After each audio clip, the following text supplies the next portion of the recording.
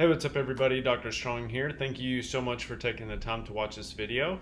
It's my mission to help as many people overcome their chronic health conditions as possible, and this is part of the diabetes series. So helping you understand what you need to do in order to, one, prevent diabetes if you're on the verge, if you're pre-diabetic, but two, just how you can actually reverse the diabetes and overcome it without the use of medications, because there are ways to do this that you don't have to take a medication for the rest of your life, but education is part of that big piece. So thank you again. If you haven't already, please like and subscribe to my channel. There's going to be more videos about these chronic disease processes, and if you haven't already, go back and watch the beginning videos on reversing diabetes. That way you understand what we're doing and what our mission is. So my mission is I want to help 1,000 people this year reverse diabetes and get out of the constant cycle of taking a medication to understand their body of what's going on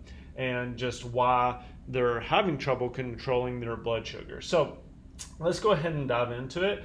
The first thing that we need to talk about is foods, which we've alluded to in the past videos. But with foods, you want to make sure that you're doing fruits and vegetables. Now, if you have a continuous glucose monitor or if you're taking your blood sugars, you can see which of these foods actually spike your insulin and which don't.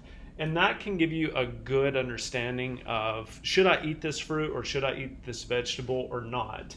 Because if it's giving you those insulin spikes and it's giving you that blood glucose spike, then it's probably over the long term not a super good food. You can also look up glycemic indexes for a lot of these foods, and they'll give you a better understanding of which foods are really good and which foods are really bad. And you can mix and match those in your diet. Now, we do have an app, and anybody who emails me will get a 30-day free trial to our app. It'll lay out all of your grocery lists, your food, your meal plans. It'll give you accountability, so it sends you automated reminders every day. So if you're interested, reach out to us. There will be the support email, support@atlashealthregenics.com, and we'll shoot you over access to that so you can see it, see if you like it. And we always want feedback about how well the app works too. So fruits and vegetables are always good. You definitely want to avoid the higher glycemic. That can look like grapes, bananas you want to be really careful about, especially you don't want to eat more than one.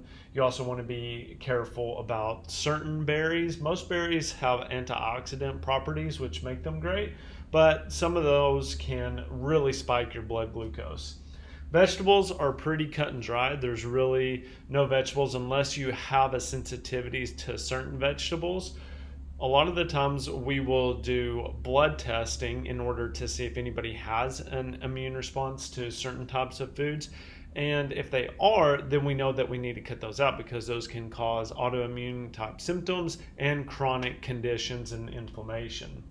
Now, the next one is lean proteins. So this looks like chicken, your lean fishes, your lean types of beef cuts.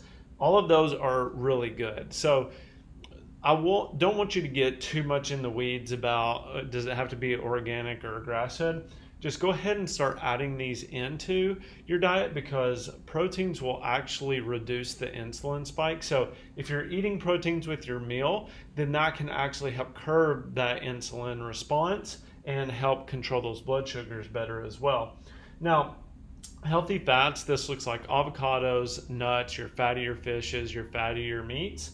Those can be really good as well to help curb that insulin response. I did a video a while back that did really well, and it talked about how we can use fiber and how we can use fats in order to curb that insulin and that blood glucose. So those are two ways that if you're eating, not saying that this is like a hack, but if you are eating something that you know is going to spike your blood sugar, then if you add fats with it, or if you add more protein with it or fiber, it will actually help reduce the blood glucose spike and bring that down so you know that you're not causing as much damage and inflammation. So If you want a whole list, like I said, we have a free app for everybody for 30 days that you can try that out, and it'll give you all of these foods that you need in order to have that healthy diet and start on that process of reversing diabetes.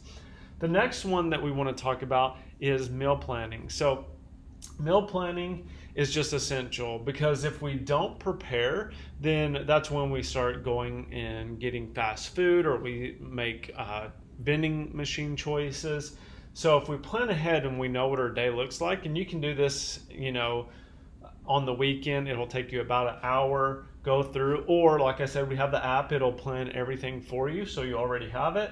But just making sure you're planning ahead, you know what your day is going to look like, and you have stable meals throughout the day. Or if you're doing some sort of intermittent fasting, you know that, okay, I'm just going to drink a tea, or I'm just going to drink water until that time, until I can get access to that food. Stick to a schedule. So plan out your schedule, try to stick to it. If you're trying to regulate your blood glucose, if you're eating 5 small meals a day, or if you're going on the intermittent fasting diet, you know that I'm not going to eat until this certain time, then that's good as well. Portion control, making sure that you're not overeating. Now, if you're doing intermittent fasting, you may have heavier meals.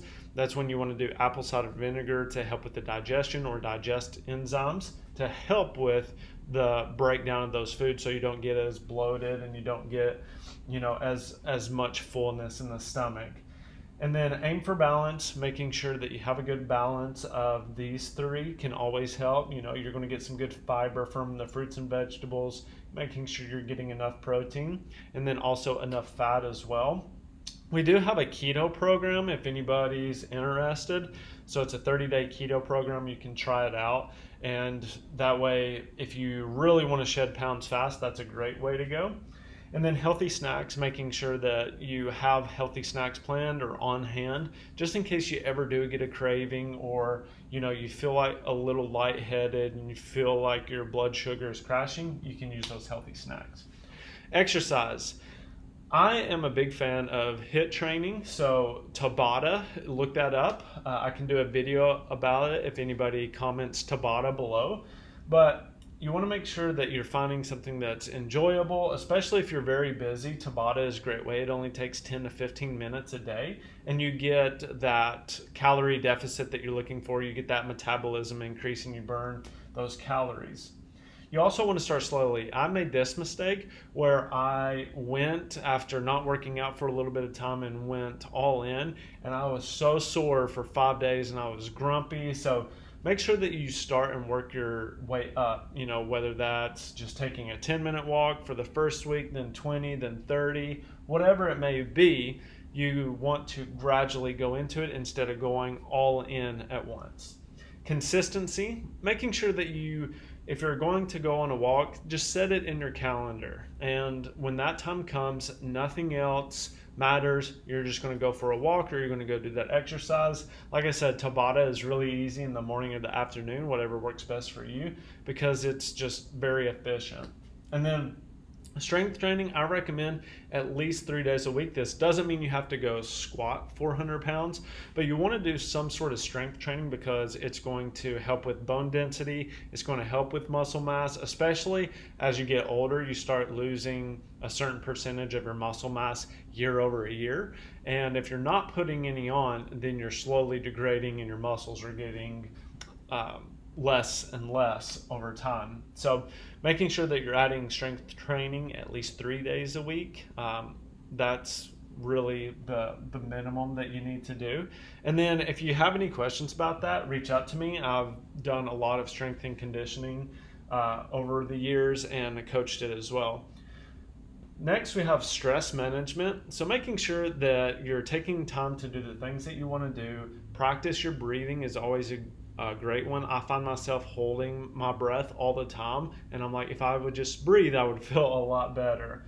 Exercise can be a good stress reliever. It shouldn't place any more stress on you, is how you know that your exercise is catered to you very well. So making sure that it's a stress relief and not a stressor. Social, spending time with friends or family, so making sure that you're planning dates or times to go out and spend time with your friends or family is critical. Trying to be organized. Now, I struggle with this as well, but you want to organize your life so that it's just not chaos. So we're always trying to get pulled towards being disorganized. But if we can set out our life, and this is what I do on this day for exercise and food, it can really make it streamlined and make it a lot easier to follow and stay consistent with. Sleep is a big one for me, especially. There's a study showed that if men aren't getting 7 to 8 hours of sleep at night, then it's really affecting their testosterone. And women as well, just your hormones can be greatly affected, especially if you're not getting the appropriate amounts of sleep. So consistency is a big one. Making sure you're going to the bed at the same time every night and waking up at the same time every day is huge. Limit your screen time. So once that time comes around, making sure that you're off the phone, whether that's an hour or 2 hours before bed, you can play with that and see which works best for you. But reading a book or, practicing some deep breathing or just spending time with your spouse can be a great one. And then relaxing bed routine. So whether that's you make a cup of tea, or you go take a hot bath, whatever it may be, just try to have like a good routine where you're winding down so that your sleep is optimized and you're not waking up every hour or 2 hours because you just haven't calmed down yet. Avoid caffeine and alcohol. There are so many studies that are coming now. I do drink coffee, so I do that because I enjoy it, but every once in a while what I'll do is I'll do a detox off of coffee about every 4 weeks and come off of it completely and let those receptors reset in my brain and in my body, and that's helped me more than anything. Alcohol, we treat diabetes here and we also treat neuropathy, and we see a lot of alcohol induced neuropathy has been more recent. So avoiding alcohol, because it will rob you of B vitamins, is crucial in order to, one, helping with your sleep, but also helping with diabetes and neuropathy. So I don't want this video to go too long. If you have any questions about these, please let me know. If you want to use the app to help make things easier, send us a message at support@atlashealthregenics.com. There's a link below, or you can just click on copy and paste the email and send it from there. But I'll try to have free resources for you below if you want to check that out. Like I said, we want to help as many people reverse their chronic conditions and prevent as many people from developing those conditions as possible. So thank you for your support. Please like and subscribe to my channel if you haven't. Share this with your family or friends, and I will see you all next time. Bye-bye.